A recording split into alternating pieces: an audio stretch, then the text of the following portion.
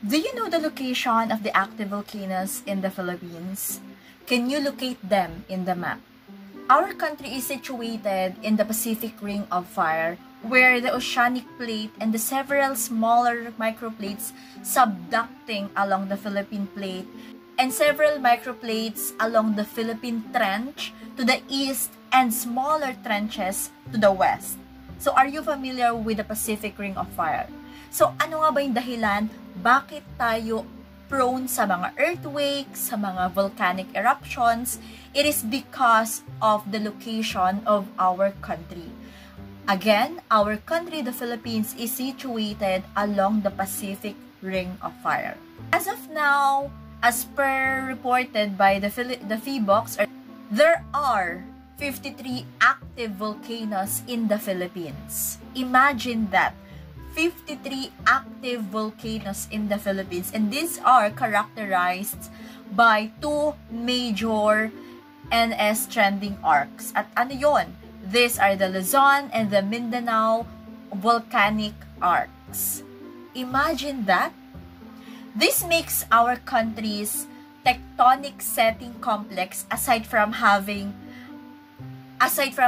a number of small plates squeezed between the two convergent plate margins separated by small subduction zones and the major transform faults. Hello my dear students! Welcome back to my YouTube channel. This is me once again, Teacher Tin, your science teacher for today's vlog. Kung bago ka pa lang sa channel na ito, huwag kalimutang mag-subscribe, like, and hit the notification bell for more update in Science 10.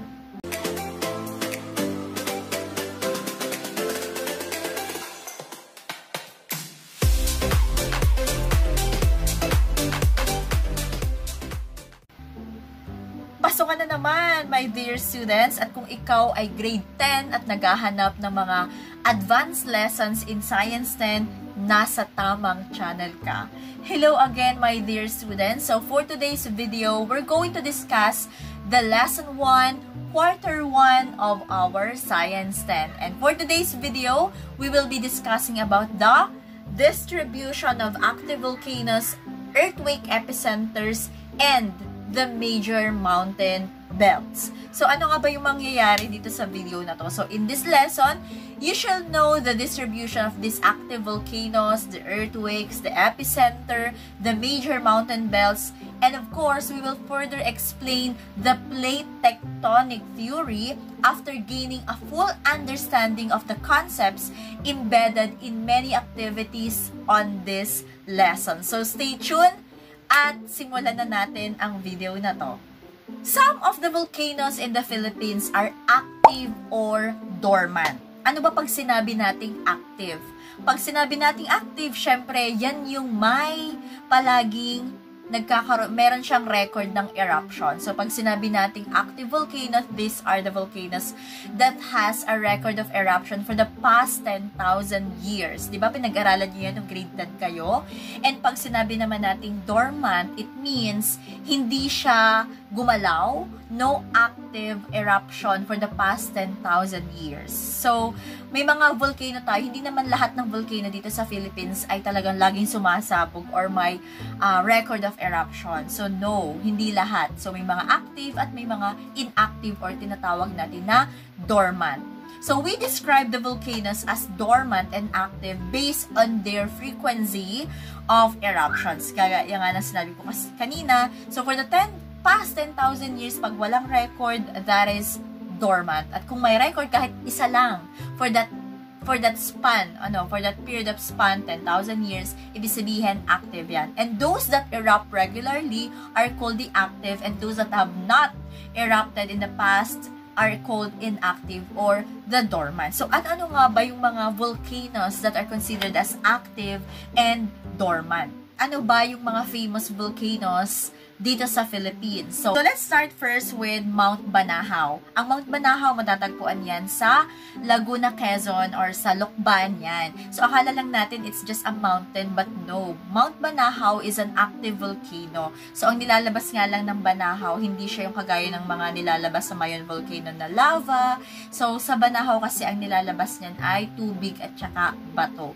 And then we also have this Bulusan sa Sorsogon. Okay, we have Camiguin de Babuyanes sa Cagayan, Mount Hibok-Hibok sa Camiguin, Iraya sa Batanes, Iraga sa Camarines Sur. We also have this Mount Canlaon sa Negros Occidental or Oriental. We have the Makaturing sa Lanao del Sur, Matatung, South Cotabato, Mayon, of course, this is the famous volcano in the Philippines.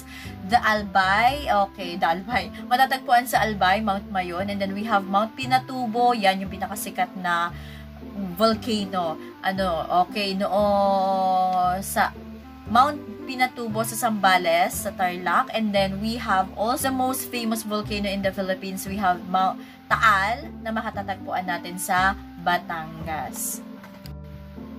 Okay, doon sa mga nabanggit nating mga volcanoes in the Philippines. So, itong Taal, Pinatubo, Mayon Volcano. So, these are one of the most familiar volcanoes of the country when it comes to their eruptions. Kasi sila yung mas malimit nating marinig sa mga balita na may eruption o kaya naman ay inaabangan natin, binabantayan kasi may possibility na magkaroon ng eruption. So they are formed when pieces of Earth's crust na tinatawag natin dito ay yung plate smash or yan na nga yung plate smash. So nagbabakal up sila through a process called the plate tectonic. So may ibang mga mountain ranges na nafo-form sila or yung mga hill ranges. So, kasi ito ay parang nag-align sila, in-align and connected by a high ground. Kaya tinatawag to na mountain ranges o kaya mga hill ranges. Kagaya na lang ng ng Sierra Madre, di ba? Mountain ranges yan. At saka kagaya ng Chocolate Hills, which is also known as the hill ranges.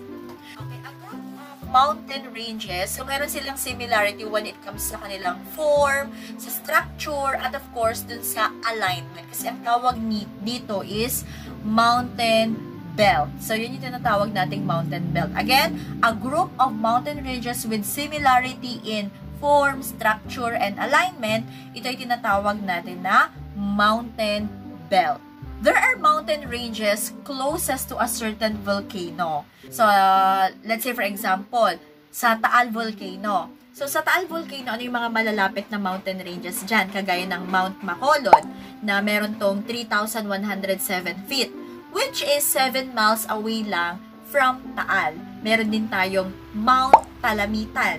Ang Mount Talamitan, ito po ay may 2,310 feet, which is 17.3 miles away from Taal Volcano. Okay, what else? Itong Mount Panay. Kung familiar kayo sa Mount Panay, ito naman ay merong 1,644 feet, which is 22.2 miles away from Taal. And also, we have this San Pablo Volcanic Field, which is 3,576 feet and which is 22 miles away. So, kasing sukat lang ng Mount Panay. So, it is 22.2 miles away from Taal. Can you name the mountain ranges of other active volcanoes in our country? Meron ba kayong alam na iba pa? So, kung meron pa, just leave your comment below at titingnan natin at i-check natin yan. Okay, so for the activity about this, so we will study the activity about finding the epicenter. So, ilalagay ko yan sa next vlog. Okay, so yung next video. So, dito sa vlog na to, we will just have a discussion about this topic. Pero yung activities, ihiwalay ko siya. So, you can visit the next video after this para mag-guide ko kayo for the next activity about finding the epicenter. Okay, so ang tanong, paano nga ba nalalaman yung epicenter? So kasi 'di ba sa mga balita makikita na lang natin ang epicenter daw nung lindol, let's say for example ay nasa Mindoro kaya nasa Batangas. So nitong mga nakalipas na panahon, it's always from Mindoro or Batangas. Kaya naman kung ikaw ay nasa lugar na malapit dito sa Batangas, Manila for example, Quezon, so ramdam nyo talaga yung shaking ng ground. It's because malapit tayo sa epicenter. So when you were in grade 8, napag-aralan nyo yung tungkol sa epicenter. 'Di ba pag sinabi nating epicenter, that's above the focus. At yung focus, yun yung pinaka-origin ng earthquake. So, let's say for example, ito yung dalawang bato, 'di ba? Sabi natin, kaya nagkakaroon ng earthquake, it's because of the fault line. So, yung fault line, yun yung crack between two rock. So, yung two rock na yan, may hati yan sa gitna. So, yung nasa gitna niyan, that's the focus. Diyan nagsisimula yung earthquake. So, above the focus, so ito na yung surface ng earth. Kumbaga, ito yung ground. Dito tayo, kumbaga, kung may bahay tayo dito, tapos ito yung fracture. So, sa taas nun, andun yung epicenter. Okay? So, ngayon, paano nalalaman ng mga scientist itong epicenter? Paano ba nila na-detect? So actually, meron silang mga ginagamit na ways. There are ways on how to determine the epicenter. And one of this is yung may triangulation method. So mamaya, i-discuss din natin kung paano ba yung triangulation method.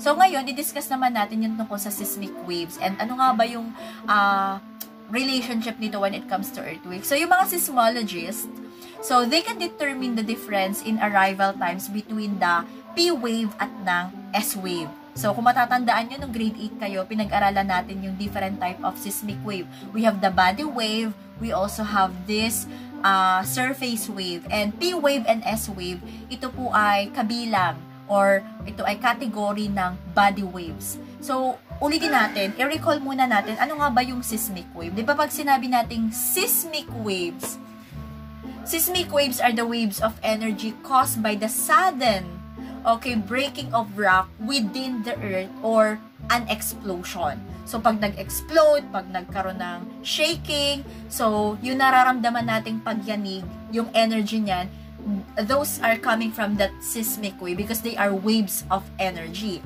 So, anong meron sa energy na to? So, they are the energy that travels through the earth and is recorded by the seismograph. Ano nga ba yung seismograph? Pag sinabi nating seismograph, ito yung ginagamit nating device para malaman natin yung magnitude ng earthquake. So, yung seismic wave, nade-determine yan at nare-record yan sa seismograph. So, there are several kinds of seismic waves. Sinabi ko na kanina, di ba? Meron tayong ang major classification ng seismic wave ay body wave at surface wave. And under ng body wave, we have the P wave and S wave. At under ng surface wave, we have the love wave at saka ang Rayleigh wave. Okay, now, so, since na-recall natin yung different kinds of seismic waves, so, alam nyo ba na itong waves na to, of course, they are moving in different ways. Ano po, meron diyang back and forth, meron diyang side by side, meron diyang nag-move ng nagba-back and forth na habang nagsisircular pattern pa. So, iba't iba yung movement nila. So, body waves, they can travel through the Earth's inner layers. Okay, kaya nga ang body wave ay tinawag na body kasi kumbaga nasa body siya ng Earth it's inside the layer of the Earth. While yung surface wave, nagmo-move naman sila along the surface. Kumbaga kung ito yung Earth natin, sa loob niyan, sa gitna niyan, diyan nagmo-move yung body wave. Pero yung surface wave, yung nasa labas na, yung nararamdaman na talaga rin natin. And when it comes to surface wave, this surface wave, sabi nga natin, it moves along the surface of the planet and it moves like a ripples of water. Ano yung ripples of water? Kumuha ka ng timba, patakan mo ng bato. So parang ang nagkakaroon siya ng wave na ganun. Parang ganun ang surface wave. Okay? So now, yung earthquake, alam niyo naman siguro ang earthquake, di ba? Lindol. Ang lindol, it radiates seismic energy as both body and surface wave. Hindi lang po ang earthquake ay nagmo-move through the body wave or yung yanga. Okay, kasi combination siya actually ng body at saka ng surface wave. So, traveling through the interior of the earth, yung body waves, siya yung unang dumadating.